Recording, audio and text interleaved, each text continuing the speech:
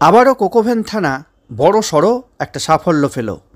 দুর্গাপুরের বিভিন্ন এলাকাতে মহিলাদের গলা থেকে এবং কান থেকে সোনার হার, দুল ইত্যাদি ছিনতাইয়ের সঙ্গে জড়িত থাকা একটি দুষ্কৃতী দলকে অবশেষে গ্রেপ্তার করেছে কোকোভেন থানার পুলিশ। এরা বাইকে করে বিভিন্ন এলাকায় রাস্তায় থাকা মহিলাদের টার্গেট করত।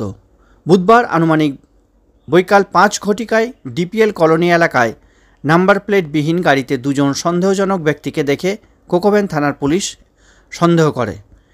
সন্দেহবশত পুলিশ তাদেরকে জেরা করতেই তারা সেখান থেকে পালিয়ে যাওয়ার চেষ্টা করে।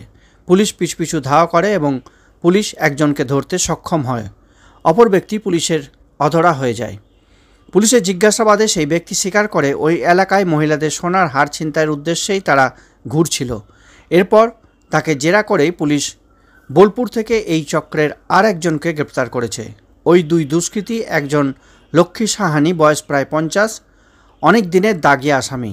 এর নামে দুর্গাপুর সাব ডিভিশনে বিভিন্ন থানায় অনেক কেসও আছে। বোলপুরের বাসিন্দা উনি। অপরজন মনিরুল মিদ্দা, বয়স 40 বছর, বরজোড়ার বাসিন্দা। এর নামেও বিভিন্ন থানায় অভিযোগ আছে।